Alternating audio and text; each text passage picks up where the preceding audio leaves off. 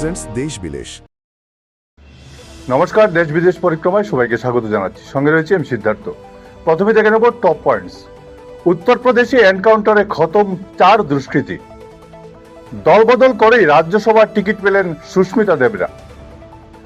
গড়করির challenge গ্রহণ করলেন প্রতিবাদীরা। মহারাষ্ট্রে এনসিপি বিধায়কদের দল ত্যাগের জল্পনা।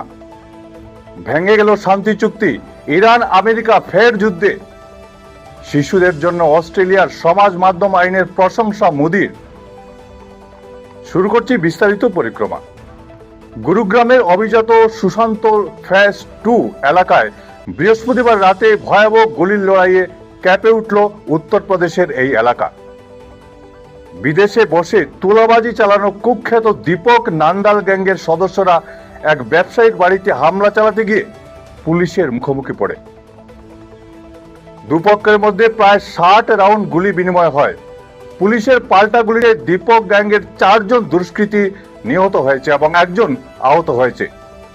এই পুরো অপারেশনে 3 পুলিশকর্মী ও আহত হয়েছেন, তবে তাদের অবস্থা বর্তমানে স্থিতিশীল। রাজনৈতিক পট পরিবর্তনের বড় চমক দেখা গেল কলকাতায়।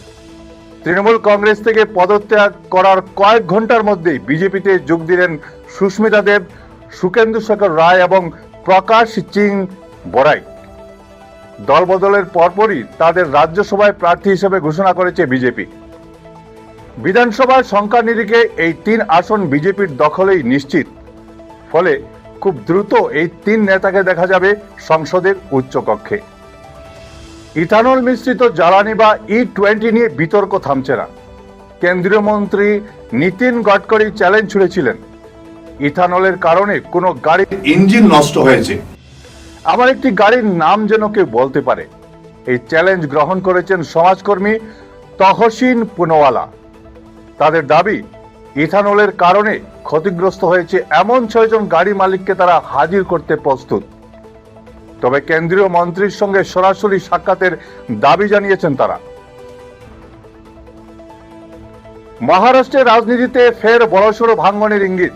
কংগ্রেসের দাবি, শরদ পাওয়ারের এনসিপির বেশ কয়েকজন বিধায়ক চরম অস্থিরতায় ভুগছেন এবং যে কোনো সময় দল ছাড়তে পারেন তারা। এই রাজনৈতিক সংকটের আবহে বিধানসভায় একনাথ শিন্ডে ও শরদ পাওয়ারের গোপন বৈঠক ঘিরে নতুন করে জল্পনার পারদ চড়ছে। মহাবিকাশ আঘাড়ির অন্দরে এই ঘটনাকে ঘিরে তৈরি হয়েছে চরম অস্বস্তি। মাত্র 3 সপ্তাহের মধ্যেই ধূলিসাৎ হলো আমেরিকা ও ইরানের 60 দিনের যুদ্ধবিরতি চুক্তি। মধ্যপ্রাচ্যে নিজেদের আধিপত্য বজায় রাখতে ইরান হরমুজ প্রণালীতে বাণিজ্যিক জাহাজে হামলা চালালে পরিস্থিতি বিগড়ে যায়।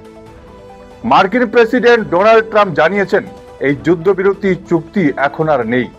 এর মধ্যে ইরানের 90টি সামরিক ঘাঁটি লক্ষ্য করে আমেরিকা নতুন করে বিমান হামলা চালিয়েছে, যার ফলে আন্তর্জাতিক বাজারে তেলের দাম দ্রুত বৃদ্ধি পাচ্ছে। অস্ট্রেলিয়া সফররত প্রধানমন্ত্রী নরেন্দ্র মোদী শিশুদের জন্য সমাজ মাধ্যম ব্যবহারে কঠোর নিষেধাজ্ঞার যে আইন অস্ট্রেলিয়া সরকার এনেছে তার ভূয়সী প্রশংসা করেছেন। তিনি জানিয়েছেন, অস্ট্রেলিয়ার এই উদ্যোগ সারা বিশ্বের জন্য শিক্ষণীয়।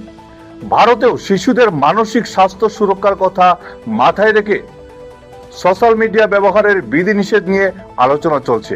আর মোদির এই মন্তব্যের পর সেই প্রক্রিয়া আরো গতি পাওয়ার সম্ভাবনা তৈরি হয়েছে। আজ ছিল এ পর্যন্তই। প্রতিদিন বেলা 2টোয় দেখতে ভুলবেন না দেশ বিদেশ পরিক্রমা। ভিডিও সম্পাদনে আমার সঙ্গে ছিলেন বঙ্কিম সোনার। নমস্কার।